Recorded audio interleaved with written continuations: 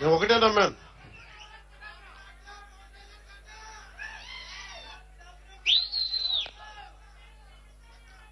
మీకు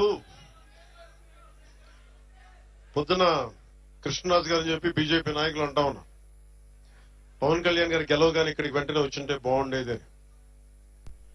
నేను కేవలం ఒక ఎమ్మెల్యేని కాదు, మొత్తం ఎన్డీఏకి అండగా నిలబడ్డ వ్యక్తిని.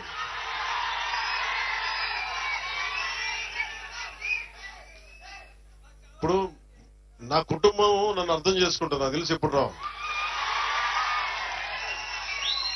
మొత్తం బాధ్యతలు తీసుకున్నా. నిజంగా చెప్పాలంటే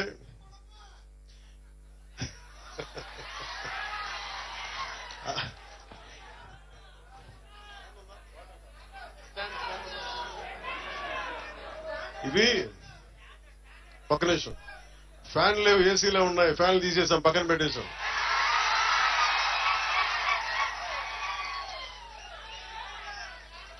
ఇది ఒక్క నిమిషం అంటే నాకు ఒకటే అనిపించింది, పిఠాపురం నేను హైదరాబాద్ లో కూర్చున్నా, అందరూ అనుకుంటున్నారు కదా రిజల్ట్స్ వచ్చిన రోజున నేనేం చేస్తుంటానని.